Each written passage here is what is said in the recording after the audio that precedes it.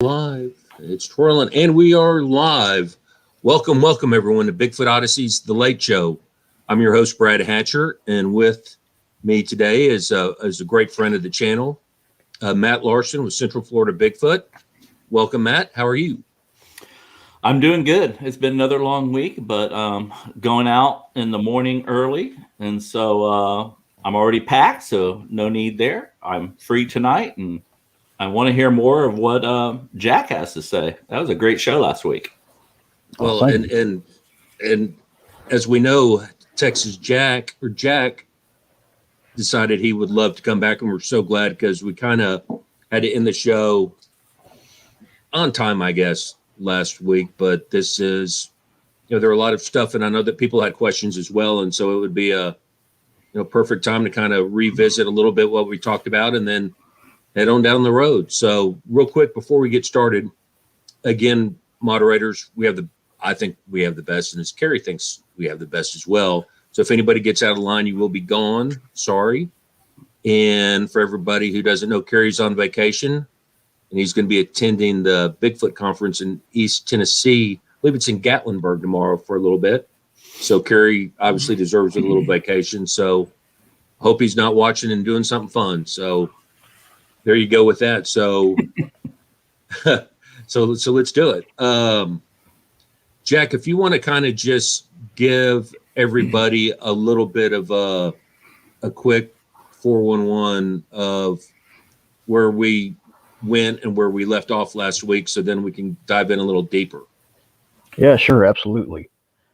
So if you missed the last show, I basically had 3 encounters.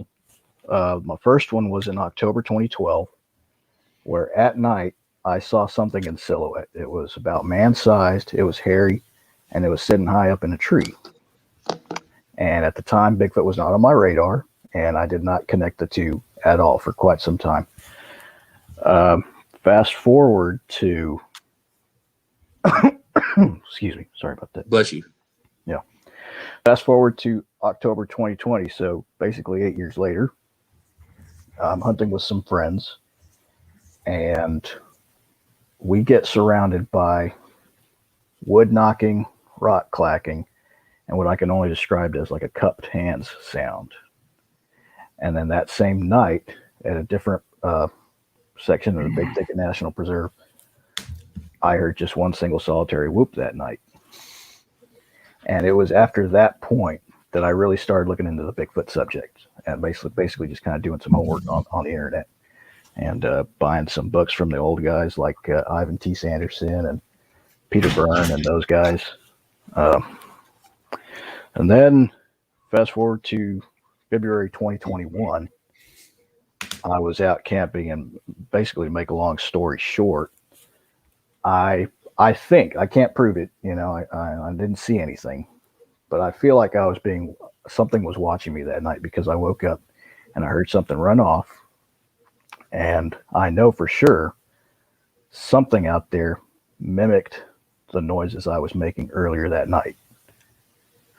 And that pretty much takes us to where we left off, I think. Now, let me ask you this. When you woke up, were you, I guess, disturbed by hearing a noise, or did you just kind of have that gut feeling that something wasn't right? I'd have to go with gut feeling more than anything. It was just, I was kind of going through my head thinking, okay, what was that heavy thumping running away? Was it, a buck prancing away, and each one of those studs was his hooves hitting the ground as he kind of did that sort of that run that they do, Yeah, I know exactly what you mean. But it didn't quite sound like that either. It really just sounded like something heavy, bipedal, about the same weight as a cow, taking off into the woods. And that alone was enough to kind of, get my spidey senses tingling. Well, that'll do it. And didn't you also say one of your dogs was with you as well? Correct, and he heard it too, because he was on high alert. And I ain't really ever seen him like that since, or before that. Well, go ahead, Matt.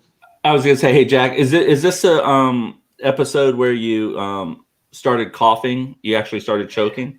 So that's what woke me up. I was choking Right. on my own bile as I was asleep. I almost John Bonham'd myself that night, I guess. But I woke up coughing up this bile. I rolled out of the hammock, and as I was coughing it, as soon as I stopped, is when there was enough silence, so to speak, that I was able to hear the footsteps thumping away. Yeah, that's really interesting to me. And you said you were sleeping in a hammock with a tarp over you? Yep. Well, I was just getting ready to buy a hammock, so Be sure to get the tarp. Yeah. I don't know now. You know, I'm amazed that your dog didn't Yeah. take off running after it. I'm glad Just he 'cause- didn't, because I'd had to gone after him, and yeah, I don't know what would have happened. Yeah, no, that's that. Dogs are so good at picking up on when something like that, you know, when something's just wrong. Yeah. And you know, y'all will see when 168 comes out, some of the stuff that we were talking about. Somebody had a dog there, and a dog alerted me to something out there, and I'm just, you know, dogs are like horses in that way. I mean, they just have such a keen sense, and Absolutely. you know, I think that's wise to, you know, that you had him with you, number one, but that's just awesome that he didn't take off running. Yeah, I'm really glad he didn't. And you're right. I mean, we can't even fathom the sense of smell that, you know, a dog has. You know, they say when a dog smells a cake, he doesn't smell a cake. He smells flour, eggs, butter, everything that's in it, you know? Right. So, yeah, I absolutely believe that they'll act as sort of an early warning system. I believe it.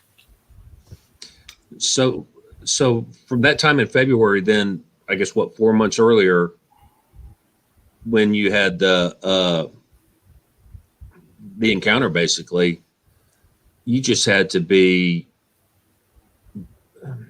going. You know, I don't even want to say WTF, but Yeah, I was kind of going around in circles too, just looking for information on the internet and kind of coming up short, honestly. I just couldn't. It took me a while to accept that everything was coming up, that because everything was coming back Bigfoot when I started looking into wood knocks in the forest, right?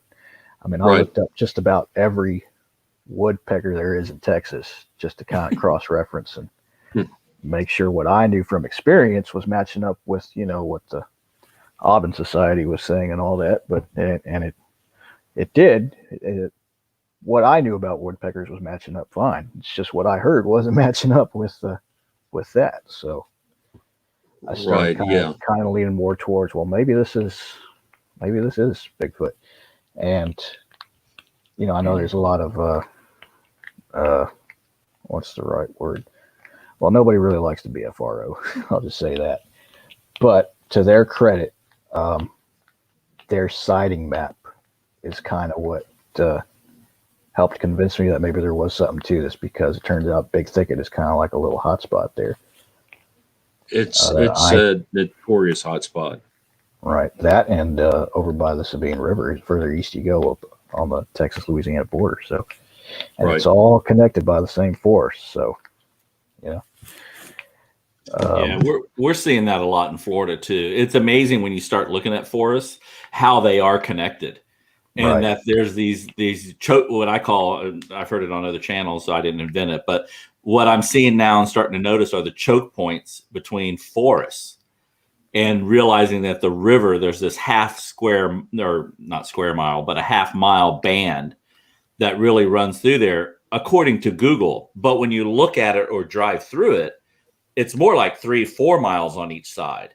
It Right. just looks like a mile. And those are some areas we're actually looking at. So when's the last time you've been out, Jack, since all this is going on fairly recently? I mean, when's your last outing?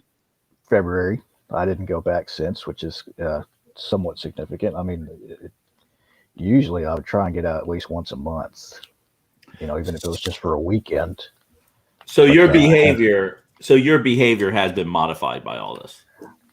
Yeah, I wouldn't say, you know, I'll never go back in the woods again. I kind of do want to go back, but if I do go back, I want to go back as prepared as possible. You know, piss poor planning I forget the rest of it, but you know.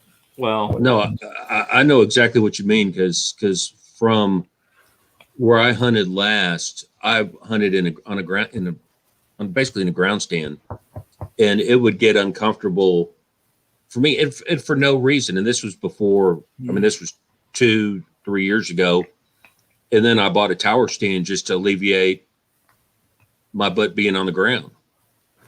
Yeah. And that was, and it's kind of just those things that you do when you just feel when something doesn't feel right. Right. And it's but for me specifically, all of the things, like when I hear your story, when I hear other people's stories, odd things that happen to me that I question, it triggers those memories. And that's what's Right. so awesome about you last week and coming back again this week, is because if we can help other people, and besides just get it out there, but somebody can understand and realize that they can come on the show, you know, have a you know, whatever name they want. If they don't want to, they want to cover themselves up, and actually you have a neat cover, I guess if that's a proper term, Matt would know better. But, you know, I think this helps. Every little bit helps. Yeah, absolutely. Absolutely. I couldn't agree more. Well, let me ask you this. Have you had any things that have jumped back out at you? Oh, definitely.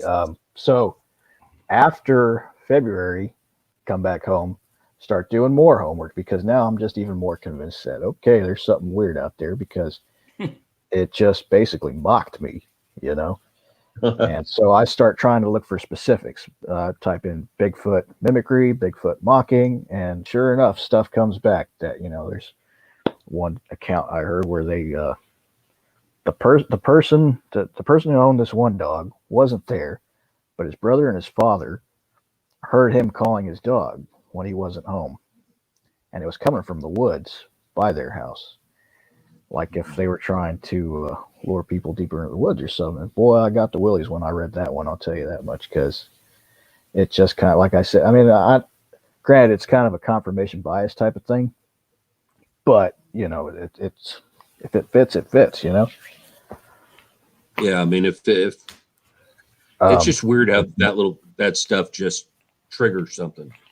Right. And like I said, I started doing more homework, and it was after this point that purely by chance, Bigfoot Odyssey episode 13 with Mark Copeland showed up on my suggested videos. And I really wasn't expecting much when I set out to watch it, but I was completely blown away by it. I'll tell you that much. Absolutely impressed by the way Bigfoot Odyssey handled Mr. Copeland's story and the respect they treated him with and everything. And then the stuff he captured on camera was incredibly compelling. And more to that point, he caught a picture of this little black thing crouched by a fence post. Right. And I tell you, that little thing, it looks smaller in that picture. I don't know the scale of that fence post. I assume it's you know, roughly 4 or 5 feet maybe. Right. So the thing looks pretty small on the picture. But if you scale that up to about the size of a crouching man, that's a dead ringer for what I saw sitting up in that tree. It was exactly the same. That same squarish sort of a silhouette target shape it had, you know. Just sitting up in that tree, and that was kind of my light bulb moment when it was like, oh no, that thing I saw probably was some sort of Bigfoot, even though the location was super unlikely and it didn't in any way mimic what I thought a Bigfoot should look like. You know, it was, if I had seen 800-pound Patty sitting up in that tree, I would have, oh yeah, it's a Bigfoot, but that wasn't what I saw.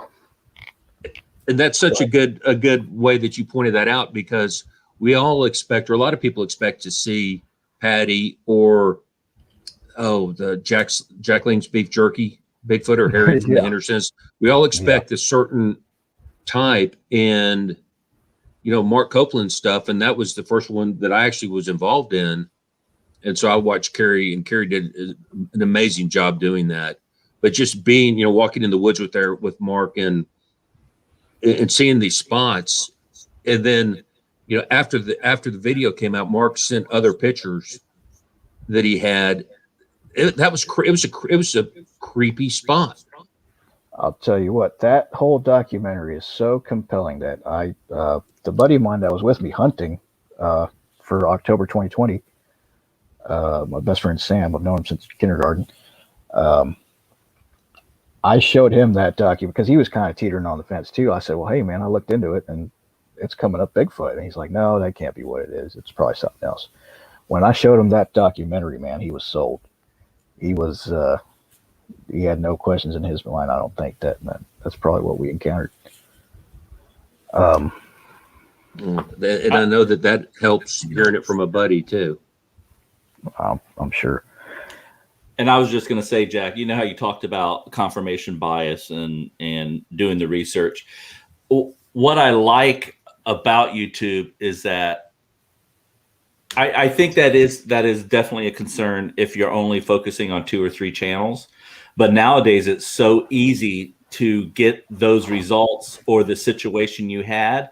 You've probably seen it on 15 different channels now. And that to me is where it starts hooking up for me, because I'm new into this too. I'm only, less than 3 years. You mentioned, I doubt anyone has less time than me. Well, you're looking at, I have a lot less time than you at it. Your stories go back farther. And what's interesting is, as a kid, I did a lot of camping with friends. They had a cabin and like 6 lots, up in an area that would be probably an active area today. But when Bradley just asked you that question about thinking back and having memories, I don't have any, interestingly enough. I've never remembered being spooked in the woods, in those years I spent at my friend's cabin where 6 or 7 guys would go out, and they had this really rustic cabin, and we would just go there and hang around and mess around at night. And I don't remember anything ever happening like that. So I have nothing to draw on. All of mine is recent. How often did you go out to that cabin? Probably 4 times a year. 4 times a year. And how old were you, Matt, when you were doing that? 8, 9, about through my 8 up to about 17 years of age. We spent time up at an area near, we called it Silver Lake with Lakuchi, which is a really good area right now. It's west of Green Swamp and Dade City. So it's just out of the zone by about maybe 15 miles. But definitely in a wooded area where the Withlacoochee runs. And you would expect for us to all have heard or seen or been spooked at one time. And we never were. So that it's just interesting. I feel like I'm unique to that. I don't have childhood spooks on that. I had one, and it was more in the paranormal. It had nothing to do with Bigfoot. It was seeing a cowboy, but it had nothing to do with Bigfoot. I'll say this. So since I graduated high school, so 2011, and like I said, I try to go out once a month, but early on I wasn't going out once a month. It was probably more like 6 times a year. But it quickly turned into once a month. So out of all of those times I've been out in Sam Houston National Forest and Big Thicket, I really only got this handful of stuff to kind of call back to. So it's not like there's a whole bunch of them. We're talking out of what has to be hundreds of outings, just a handful of weird stuff that happened. And if you're not paying attention and you're not making a point to log that in your memory for future use, right? I'm not saying that's not what you're doing, but just for the average person, they might have maybe experienced something that it was just too insignificant, and they just didn't bother committing it to memory. It's just something weird, and you just kind of let it go. I think you're spot on, Jack. Forgive me for interrupting, but that is, you're spot on with that. More to that point, getting back to Mark Copeland talking about having that juvenile on his property, and it was just kind of like that again, that aha moment. It's like, of course, juveniles, they've got young. They don't just come out the womb 8 feet tall, right? Right. And if you're not thinking about Bigfoot, you definitely ain't thinking about the little ones, So it just never. I can only describe it as being ignorant without it being in the nasty sense, just literally ignorant, like the root word ignore. You're just not aware of it. It doesn't come to mind. Right. But Hey, Jack. once go ahead. No, go ahead. Finish, please. Once it did pop into mind, it was kind of an epiphany. It's like, okay, because another time, I want to say it was in 2017, I was hunting with some coworkers, again in Lance Roser unit.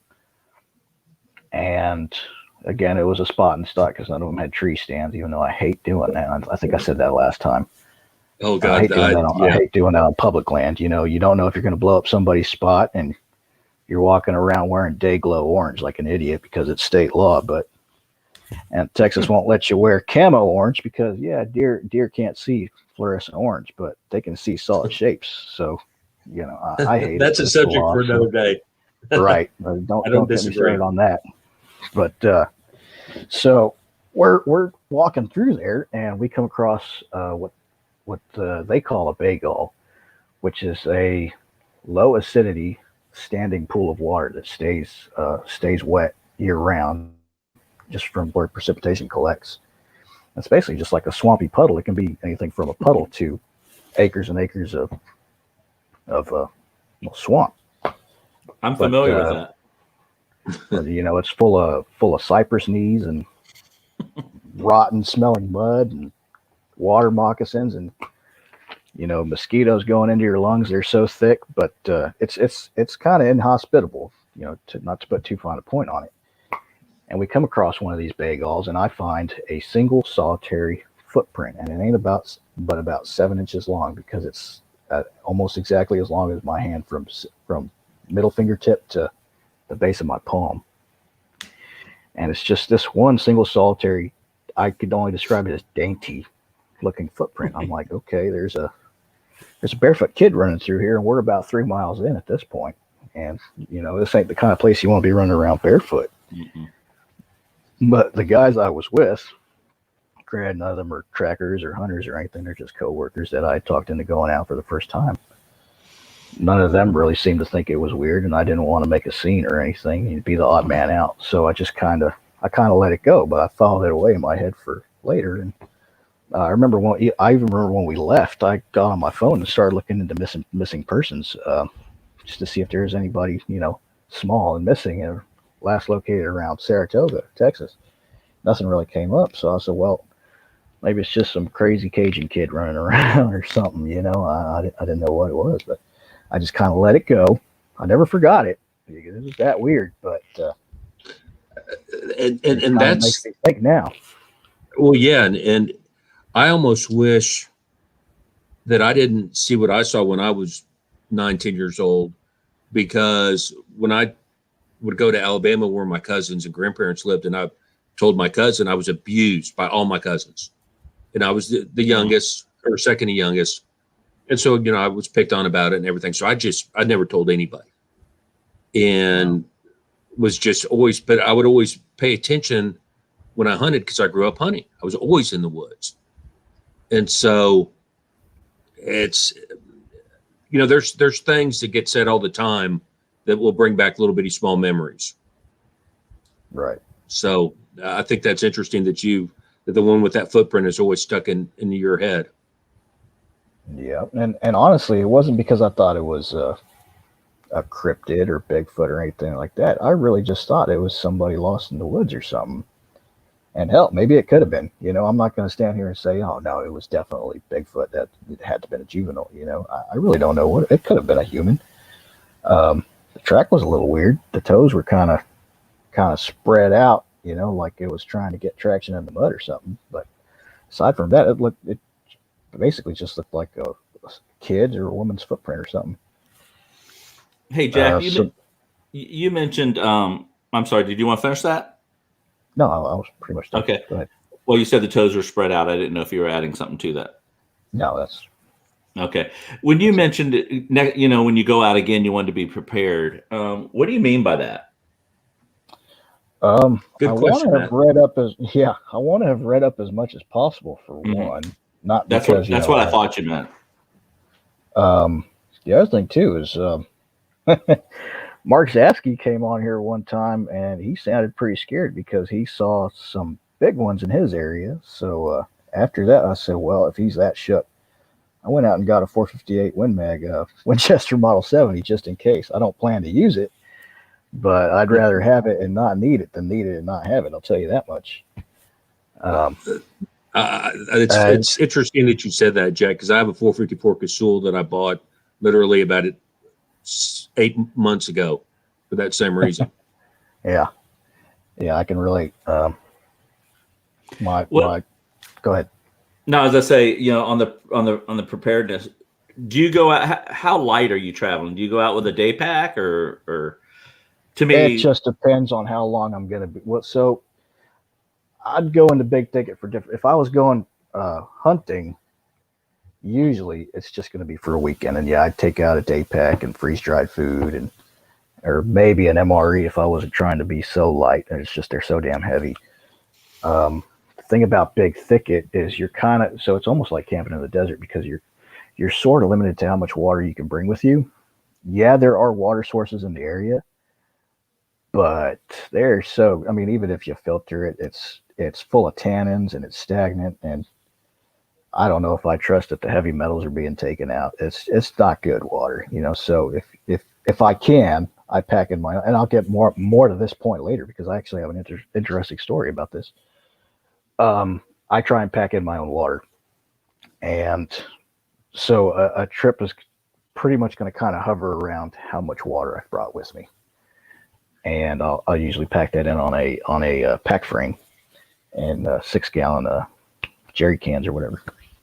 But if I'm going to be out for a week, I'll take a big bag and freeze dried food and enough supplies to last for a week. It just depends on how long I plan on staying out, and I just pack accordingly. I know that's not a very exciting answer, but no, I'm over prepared. I'm a day pack.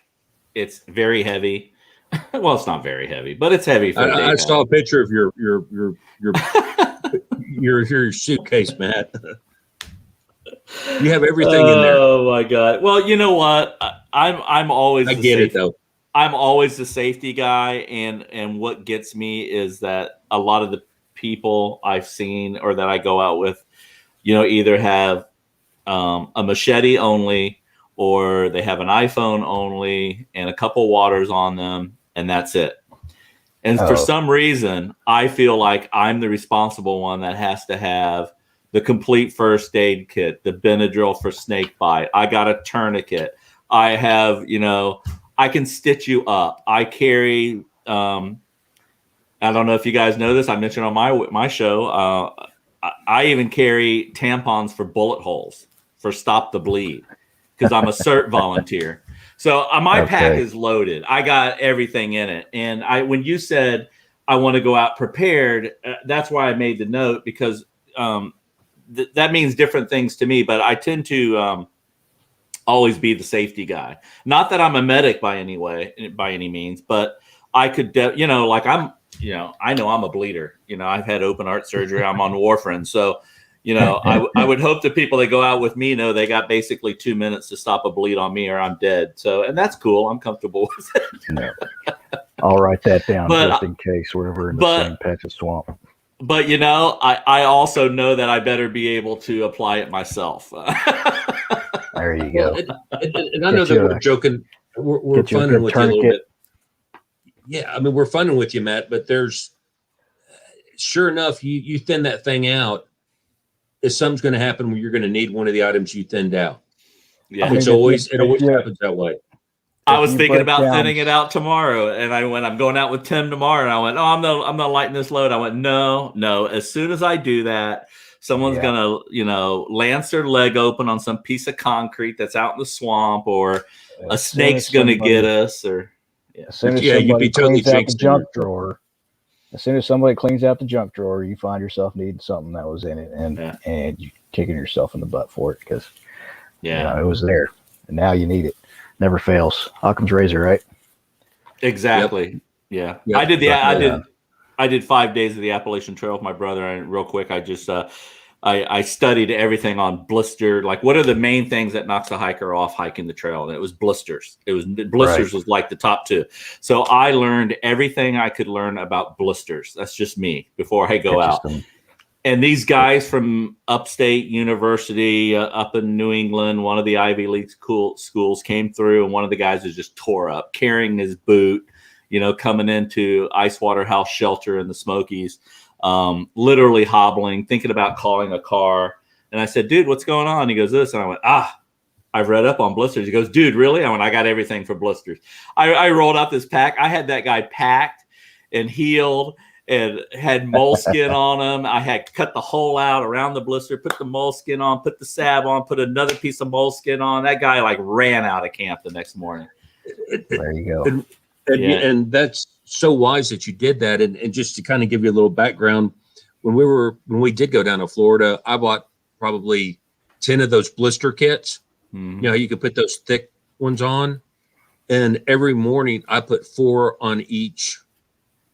Whether you need them or not. Whether I need them or not, just because there's nothing worse that can screw up when when you feel that blister going. I mean, you're just, for me personally, drives me nuts. So I just went ahead and just prevented, slapped it on, and didn't have an issue. And my wife was looking at me like, do we really need 10 of these? And I was like, oh yeah. Oh yeah. Oh yeah.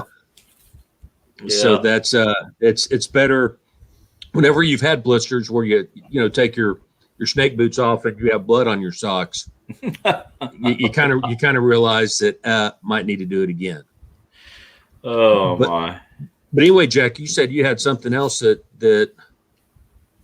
you were about to that reminded you about. So getting into the water thing, like I said, I pack in water on a pack frame on an Alice pack frame. I strap a 6-gallon jug to it, and what I usually do is I'll pick a spot where I'm going to make camp, and I'll stash the jug somewhere around there.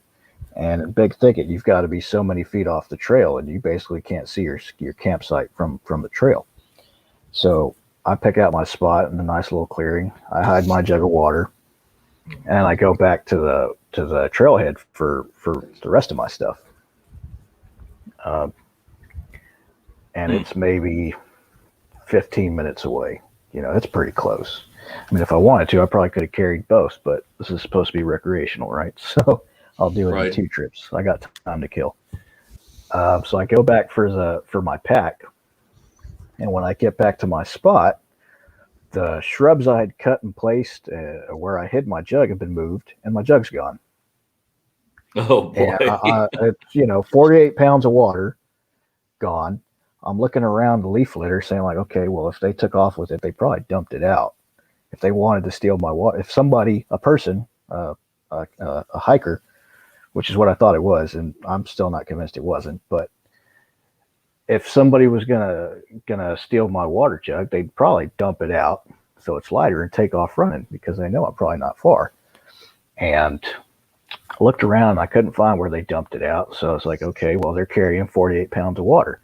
I'll be able to catch them on the trail. So I start sprinting up the trail, and sprinting turns into jogging sooner than I'd want to admit, start getting winded. But I sprinted the whole trail, and I didn't come across anybody. And I know they wouldn't have gone south from there because I would have overtaken them going back to get my pack. Wow. If it was a person, it could be that they just went up the trails a little bit and their campsite was somewhere off trail. I'm not ruling that out. But why steal a water jug? And then the other thing too is I had it hid pretty good to the point that you would have had to have seen me hide it to know where to look. Right. You know what I mean? Good point. And that was a little bit eerie, but again, I didn't even think when it happened, but I'll say it was probably around 2013, 2015, somewhere in there. So again, Bigfoot was not yet on my radar, so to speak. And I really just thought it was just somebody that up and stole it. Right. And so I called the visitors at the Big Thicket Visitor Center, and when you overnight at the Turkey Creek unit, you have to pull a permit, and you have to have one in your car and one on your pack. So I called them. I didn't tell them what was going on because I didn't want to make a big scene about it. But I said, well, hey, who else is supposed to be out here? Just out of curiosity, I lied. I said I wanted to play some music and I don't want to bother anybody. I'd like to know if I'm the only person out here. And they said, yeah, you're the only person out there. Go ahead. So I was like, I'm the only person out here. What's going on here? What, bro? I would have never thought to do that. It just never crossed my mind that it could have. I mean, again, I'm not sure it was Bigfoot, but when I started reading about people gifting and them stealing stuff or taking stuff, that was left out for them, but also stealing stuff, I was kind of like, well, apparently they like people stuff, enough to take stuff. I tell you, that was actually pretty clever to have called to find out if anybody else was there. Yeah. I don't think at that time in my life, at that age, I would have done that. Well, I just wanted the water jug back. That's all. Well, of course, but that was. Yeah, I mean, you were alleviating things. You were ruling out a possibility.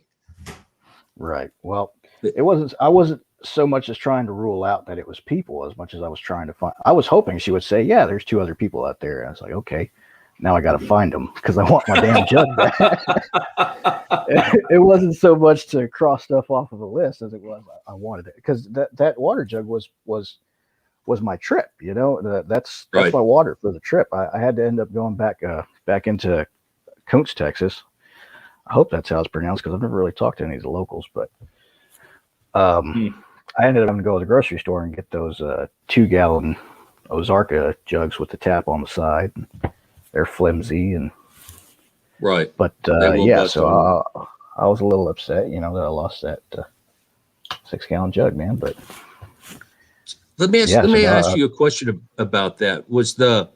Did you try to? And I hate even using the word assume, because every time I did growing up, my dad would give me the, make an ass out of you and me deal. The same thing. But I'm thinking that if you did that, you tried to see if you could pick up any tracks, which way they were going, or just trying to figure out the scene of the crime. Yeah, but at Big Thicket, the Turkey Creek unit, they put sand on the trails so that they don't. I assume it's so that they don't get overgrown, and tracks stay pretty. They stay indented pretty well on these trails, but the problem is that it makes it really hard to tell new tracks from tracks from the week before if it hasn't rained or anything like that. So there was tracks all up and down that trail. It's just. I meant where you hit it. Did you, when you went back and you saw that the stuff was moved and where it was, did you go out opposite of the trail just to try to, circle, do any type of circling to see if you could? No, and I'll tell you why. Because the Turkey Creek unit at this time of year, the brush in there is pretty thick. I mean, there's a reason they call it Big Thicket, I suppose. It's if you're walking through the brush, you're not going to make good time. I'll put it that way. And you'll probably hear somebody doing it too, because they're going to be snapping twigs left and right. So I didn't really get into any of that, and I didn't look for tracks per se around where I hit it, because there's so much leaf litter, and tracking's hard enough as it is, much less trying to do it in leaf litter. I'll be the first to tell you I'm not an expert tracker. I can track stuff that ain't trying to hide, but if something's trying to hide from you, I probably can't track it. Yeah, it makes a difference if you shoot a hog and track that and leaf litter, because that's pretty obvious. But I get what you're saying. That was just a question that popped in my head. With that wherewithal, that's how you thought it out after right after it happened. Yeah, like I said, the main thing I was looking for was that big old 6-gallon puddle of water, because I figured, well, if I find that puddle of water, that seals the deal. Someone dumped it out and took off with it, and I probably ain't going to catch up to them. But like I said, I never saw. Granted, it could have just been somewhere out of sight too. Can't rule that out, but it definitely was weird. So, Jack, you mentioned your father in the last show and his reaction to hearing the Sierra sounds. Where's your dad now with what you're doing? Where's his thought process? He thought about going out with you? Absolutely not. He will not. He will not go out. I'm trying to be so serious. So is he going out with you tomorrow or what? No, he I think he so I think I mentioned in the last show, we didn't really camp as a family a whole lot. Right. We'd go out to our family on his side. They have property in Rio Grande Valley in Texas, but it wasn't so much camping as it was deer camp. As Right. far as camping as a family, we didn't really do that a whole lot, and that was probably about the first and only time we did it. And I'm sure what he heard probably has something to do with that. Well, and I still have thorns in my hand from tracking a buck down outside of Uvalde, and Yeah. it's so hard to track stuff in there. And Oh yeah. great hunting, but if it's anyway, that's a whole nother story for a whole nother hunting channel when you can't find a We'll get 14-point buck that turn you know this into that a you 2-hour hit. episode real quick. Oh God, yeah. And the only thing I'm going to say, 14-point buck, dropped him, got up on him. He took off. I heard him breathe 4 different times, and I dropped my head with only with the 270, and I had 357 out. And I never could get a shot out. I lost him. It's that one thing that's driven me nuts forever. So anyway, I diverged. The one Oh that got God, that away. one killed me. Yeah. But anyway, on that subject. So again, this was, man, when did we go out? I went back out with Sam. I didn't think to make a note of the date. I went back out to Big Ticket with Sam hog hunting again. This time it was just me and him. And we saw this big old sow. I mean, she had to be damn near 300 pounds. So she looked like a farm raised, what are they called? American guinea hog. Dragon? Yeah. No, it wasn't like she was pregnant. She was just big. She looked like a lard hog, like an American guinea hog, which is a heritage breed of pig. It's all black, and they're just fat. And she was about as big around as a 55-gallon drum. And so I go ahead, take a knee, and take the shot, and I see the dust cloud come up off her shoulder. So I know I hit her with a 1-ounce Foster slug. And I thought she went down, but she's just out of view. And I wait a little bit for her to bleed out and die. And there's tons of leaf litter around, so I would have heard her take off if she did get back up. And we just sat there in silence for a good few minutes. Get up to where she's supposed to be, and she's gone. And it's possible that, the shot just didn't kill her. She had enough in her, because they'll run pretty far sometimes, even with a 1-ounce Foster slug in them. But that's really the only time that's happened to me, to be honest. That it's like she just vanished up without a trace. Wow. And it's like she was stolen essentially right from under our noses, because she was less than 50 feet away. The shot was. I haven't heard that before. And you could hear the thud, and if you saw the dust. Yeah, no, it was a close shot. The only thing in the moment, I was like, well, damn, I should have patterned these slugs first, because I usually shoot with federal slugs, but you know how it is right now with ammo. Right. So I used some Winchester slugs that I'd never really patterned before. And I honestly, we went out there. I really wasn't planning on shooting anything. I was going to let Sam shoot something. So I wasn't too worried about it. But it just so happened when we came across this hog that I was standing in front of Sam in such a way that he would have had to shoot past me, or I would have had to have moved out of the way and made noise. And we're not going to do that. Right, exactly. So we're not going to do that. So I took the shot, and I was kind of kicking myself in the ass for it, because I was like, well, damn, I should have patterned those slugs first. And so I thought, well, maybe I didn't see that dust cloud, even though I looked around for the gouge in the dirt, because at the angle I took the shot, if I did miss her, that gouge would have been obvious. It looked like a little mini comet streaking meteor hitting the ground, Oh yeah. Didn't find that, so I know it hit her. But you start doubting yourself when weird things like that happen. So I said, well, maybe I didn't see that dust cloud. Maybe I did miss, it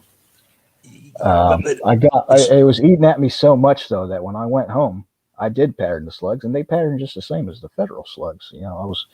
I was a half-inch high of the little black diamond I was aiming at, so I know I didn't miss. It's just like she got stolen right from under us. That is the most maddening thing that can happen. That just scared the crap out of Bailey. Excuse me. Bailey, lay down. Come on, buddy. But but that's you remember those times when you can't find, even if it's a hog or a deer or whatever you shoot, that you know that you hit. Because like for myself, when I would hunt all the time, I typically would smoke a cigar. If I drop something, smoke a cigar, that would be about 10 to 15 minutes.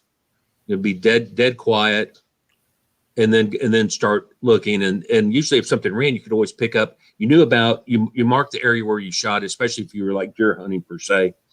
And so you knew how, and then you could always follow the blood.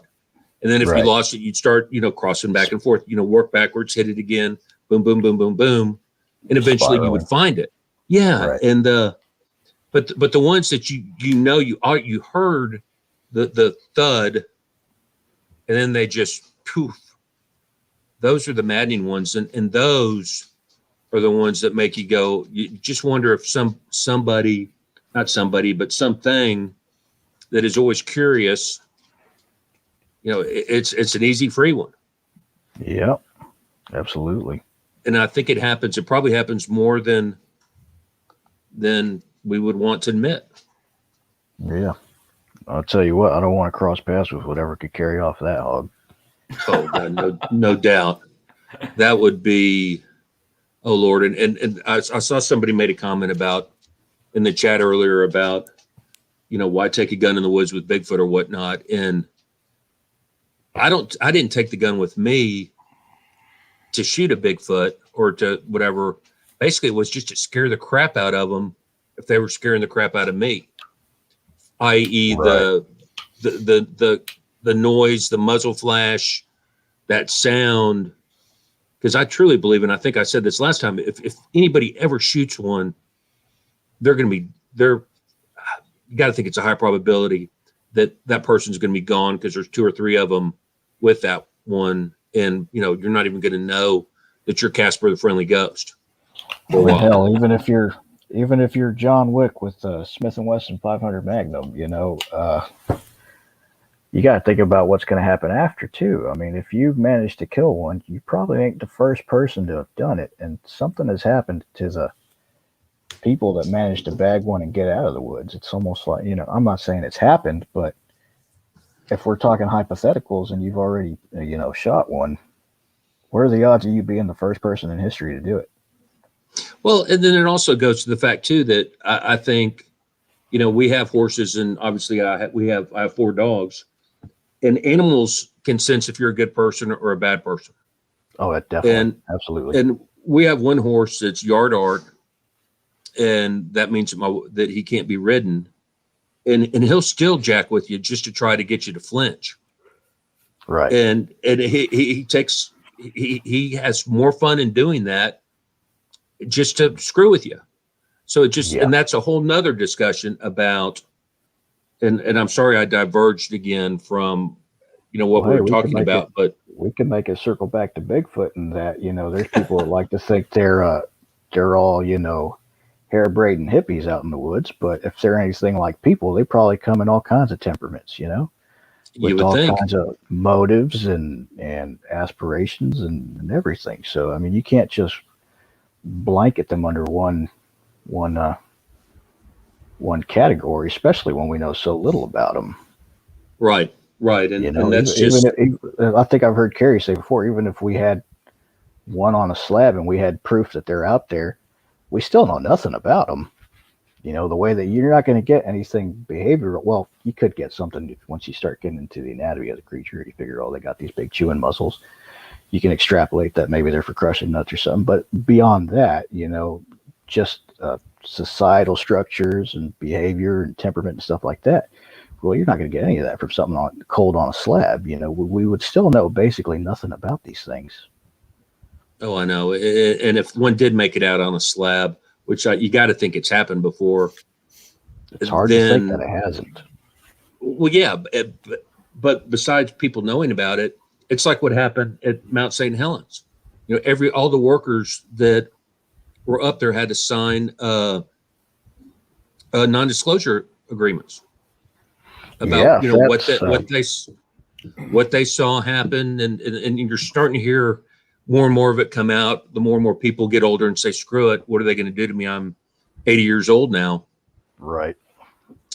If you got So no I think, family, if you got no family that can be leveraged against you, and it's just you, and I believe it, but most people do have family, So I think when push comes to shove, if your loved ones or the safety of your loved ones comes into play, then most people are probably going to drop the subject. yep, I would kind of tend to I'm agree. just speculating, mind you. I don't know any of this for certain, but if we're just think of it as a thought exercise, Right. strictly hypothetical. It's worth thinking about, I think. And I think it is worth thinking about because, the more and more you look into it, the more and more you run the trap, you run the scenario. What happens if? Right. And the big what happens if it's like Matt with this pack. And I'm not goofing on you for all the stuff you have in it, because it's better. You can always shed stuff than bring it back, right? Right. And I remember Carrie made fun of me when we went to Florida because of how much stuff that I brought. Now, granted, I used a quarter of what I brought, but I had it, and I had stuff for other people. Thank you. And yes, I brought 10 boxes of, those things for blisters that I put on my Achilles heel or whatnot. But that would have ruined it. That would have just ruined it for me. Screw the pickup truck ride. That would have driven me even worse nuts. So it's better to be prepared. And I think sometimes over prepared, because the more and more you go about doing it, the more and more you can think about, okay, instead of bringing these two things, I can possibly switch out to this, and this to make it more compact. It's just learning. It's just learning. Yeah, and the more you go out, the more you start to streamline and better prioritize what you do and don't. If you've been out 100 times and you ain't used a certain thing once, mind you, not something like a first aid kit, but let's say you take a shovel, and you ain't used it once. Well, you're probably going to eventually keep taking that shovel. Eventually, you're going to learn I can leave it behind and I'll be okay. When I first started going out, I watched a lot of two channels. Was Ray Mears? He's a bushcraft guy. Yeah. Also, Morse Kahansky out of Canada. He's like just a wise little old man, subject of bushcraft. And I started watching this guy named Dave Canterbury. He has a pretty cool channel if you're into spending time in the woods. Yeah. But a lot of them, it's about taking in, you take a little folding saw, a good knife, and a hatchet, and you can kind of smooth out some of the bumps where if you do catch yourself without something, you have the know-how to sort of make a stopgap solution. And that's kind of where I sort of ended up. I don't do it to the extent that those guys do it, mind you, but I'd be lying if I said it didn't come in handy at least once or twice. Well, yeah, but it takes experience and it takes time to understand. And Matt, I'm going to kind of goof on myself a little bit. I have a pack similar to what you have that has everything in it, little bitty small things, plus like an extra 60 round, surefire clip and different survival knives and all sorts of different. I have like 45 ammo in there, 9 ammo, 357. All the different like snake shots for those pistols, and that's just crazy. Well, in West Texas, it's sometimes when you get old and you drink, sometimes you forget what gun you're taking with you. And there's nothing worse, and it's happened before. I brought a rifle with me one time, and I left all the ammo at home. I assumed it was in the bag. But think about an opening morning for deer season. Oh God! When you realize when it's 5 in the morning, the trip real quick. Oh yeah, 5 in the morning, and you realize, does anybody have 30-06? No, and then you're just hosed. Because I have the bullets. I have a lot. Well, but so I'm not. I didn't want to. I had to make fun of myself because of those experiences. I have a little bit of everything, so I don't screw up. I even have those little filter straws in there in case something happens and you got to drink from a creek. So I have 3 fire starters. That's it's funny you mentioned fire starters, because when I was looking into this whole bushcraft subject, and fire is important, and you got to have, you know, an A plan, a B plan, and a C plan. But some of these people would just get so into different ways to make fires that they're packing in tinder. They're like they'll go camping in one spot, gather some birch bark because it has those bituminous oils that catch fire readily, and they'll pocket the stuff, go home, go camping next year, and take that stuff back with them. I'm like, well, part of this whole thing is that you're able to improvise in the field. Like, you know, if you're gonna like pack rat all this stuff, you know, just for the sake of making a fire, if you're gonna take something with you from home, why don't you take a lighter? You know, and it's important to have like a backup plan. You know, if you know how to make a friction fire, or if you can make a flint and steel. No, I wouldn't even try. No, you know, a very good point too. My wife about 4 weeks ago drove my hunt truck, and she opened the glove compartment box and was like going, "Oh my God, what?" Because I had like 10 lighters in there, plus various different knives and just everything that you need. But right. I also have a big first aid kit, and you know, underneath I have the fire in the back seat. I have the lock. Or I have the key to every gate in the state of Texas. You know, my big heavy bolt cutters. You know, yeah. So and I'm making kind of a ha-ha, but you know, sometimes I get it. I absolutely get it. It's I mean, where we hunted, we had oil and gas guys on there, and they would cut our locks and put their on there. So when you're trying to go out first thing in the morning, and all of a sudden, you know, your locks aren't there, you got to plop theirs. Yeah. So it's and we so diverged off of yeah. What were we talking about again?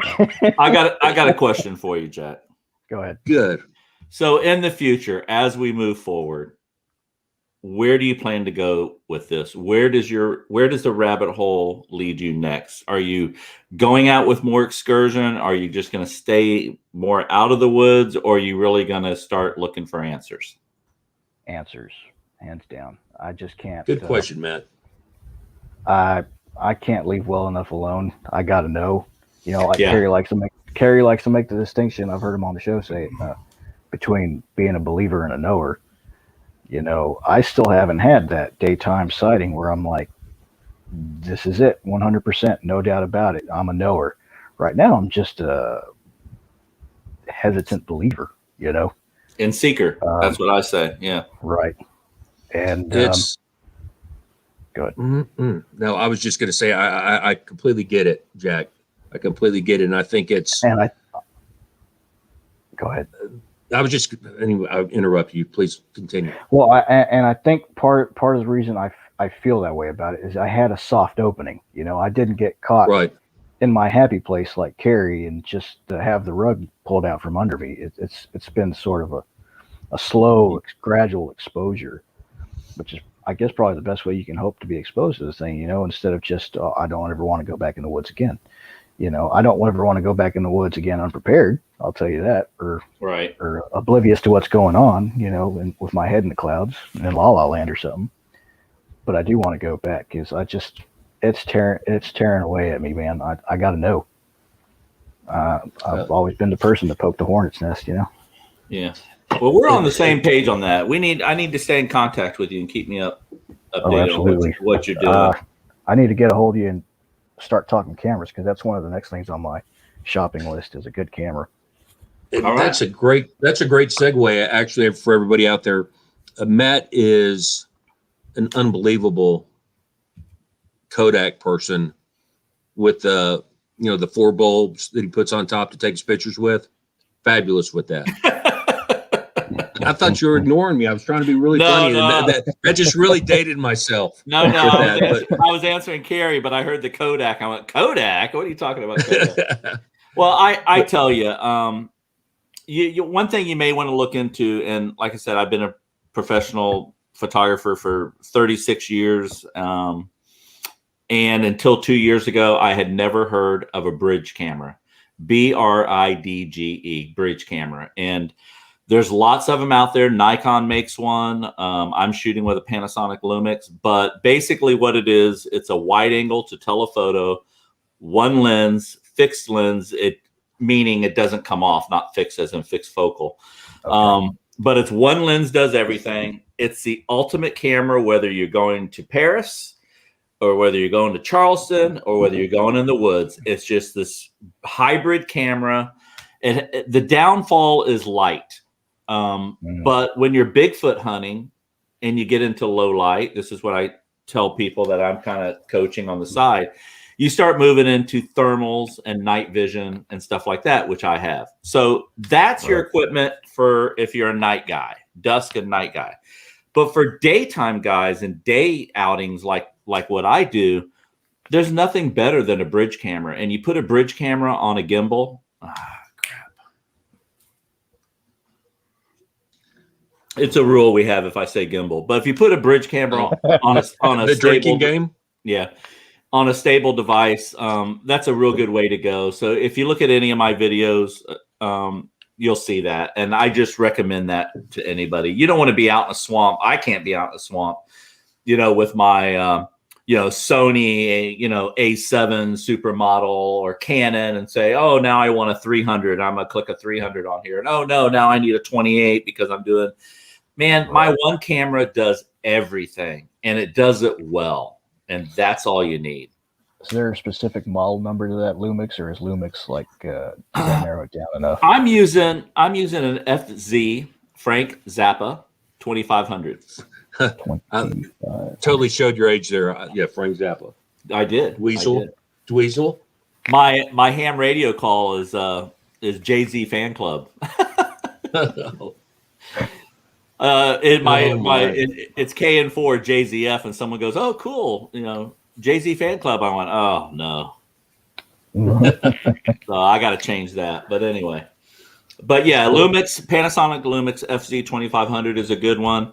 Canon makes some good ones. There's some Canon in the Rebel range that makes a good one. Carry's got a good one, but you got to ask yourself. It's like buying a computer. Are you doing graphics or are you doing writing, or are you doing programming? You really have to answer that question. See, I'm a still photographer, so I needed the Panasonic Lumix, which mimics a still camera, to do that. But if you're into 100% video, like what Carrie's doing on his documentary, he's going to go with another totally different camera.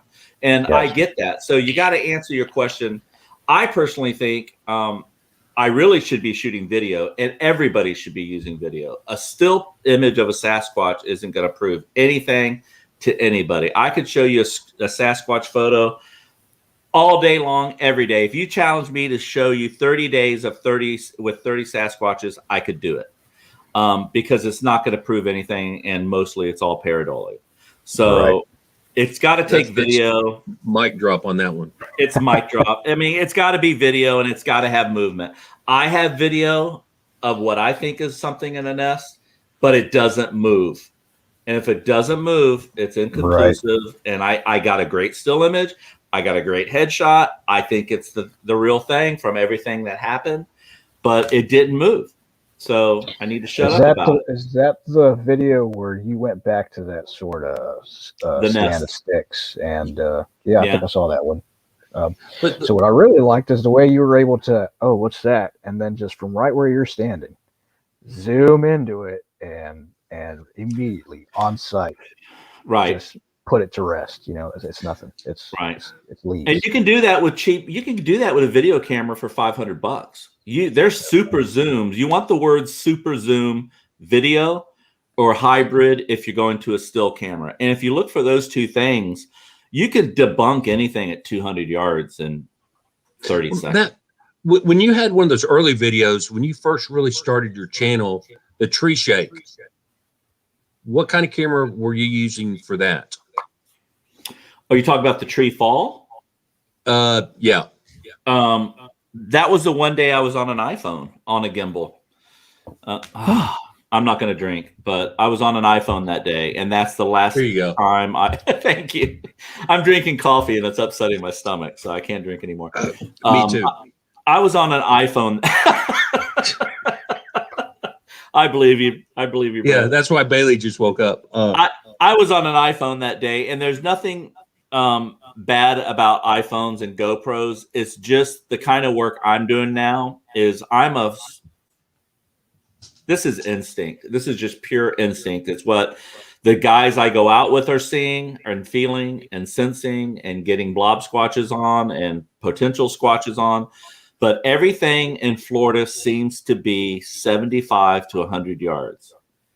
And when you're looking at 75 to 100 yards, and I believe that's going to be the case anywhere. I honestly believe that that's what we're looking at. And you're going to need something to, the reason why we don't have anything after 50 years is because no one's shooting anything that can see 75 to 150 yards clearly. They're trying to shoot it with an iPhone. You're seeing a dark spot. They're zooming in 50 times, and then they post it on the internet and say, look what I got. And that's what's happening. So just to clarify, that 75 to 100 yard range you're talking about, you're saying that's kind of implying, is that the sweet spot you think where they kind of keep their distance? And, I really do. I have nothing to base that on other than in the Green Swamp, Tim T and I caught something about 70 yards. It's a flash of a dark round spot going by. It's on one of the videos. It's on the Working Together video. And then 10 minutes later, there's tracks all over the place, barefoot tracks. And then 10 minutes later, we catch a headshot of, which to me looks like a bobcat or a cat of some sort in the woods. Other people in the crew thinks it's a Bigfoot. And that's fine. We're totally cool on that. But it's always at that distance. And the day that happened, just like the day I was using the iPhone in the tree fall, I was zoomed all the way back to wide angle because that gives you your picturesque picture in the woods of look at me, I'm in the woods. And then crap happens and you're never going to, I mean, all it is crap happening. That's all we're ever going to have. So I'm under the theory that I zoom in 100, 200 yards or 200 millimeters. I'm looking at 100 yards all the time, stabilized. And yes, it narrows my field of view. But if something crosses that field of view, I've got it. And it's just a matter of time. It's just a matter of time. I feel like I'm so close that it drives me crazy. Like it keeps me up at night. But you know what? That's a good theory, though, Matt. I mean, that's a good theory. And I mean, it's logical, and it makes sense actually. Yeah, we're not going to prove anything at 28, 16 millimeters and walking around in the woods. That's not going to do it. It's just. I mean, I do that, and I do it with good friends, and we're scouting. But if I ever got a week off where I could do what I wanted to do, I would go back to, and we're finding multiple places, guys, in Florida. I mean, almost everywhere we go, we're getting some interesting forest language. I call it forest language. We're getting interesting. Some is natural. Some is suspect Bigfoot. But I would go back to those places and go in and be camouflaged and scent free, and I would sit. But Jack, I'm like you. I had that situation happen, and I don't have my nerve yet to go back out solo. And it's been a year. Let me ask you this: with you saying that, Matt, Jack, when do you think you'll go back out? Number one, and will you take? And you mentioned Sam a couple of times. Would you take him with you? And I know we're running over, but I think that's a real good kind of question to segue to the end of this with. And if not, can I take Sam? Say what? And if not, can I take Sam? Yeah. Or the dog. The reason I showed him episode 13 and tried to get him on board was so that I could try and talk him into coming out with me. Yeah. So yeah, if I could have everything my way, yeah, he'll be coming out with me, and so will Chewy. Except the two of them don't really get along. Okay. Chewy doesn't like Sam for some reason. I don't know why. That's pretty funny. That's a problem. I think it's a jealousy thing. Honestly, you know, he can tell Sam's my best friend, and he's like, no, I'm his best friend. You can't be here. It's that kind of thing. But no, I think that's what it is. I don't know.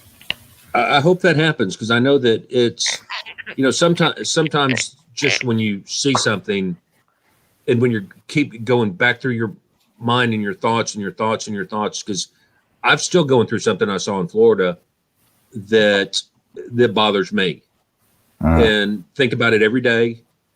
And it was the same, that kind of stuff sticks with you, and it's very. Here's the kicker, and this is the last thing I'm going to say, is I wasn't scared, but yet maybe I should have been, but it was just so odd, and it did not fit the profile what you typically think, and what I remember seeing is a 10-year-old. So, but when I was 10, I also believed in Jaws too. So, what does that tell you? But anyway. But if I could have everything my way, I will be getting back out sooner than later.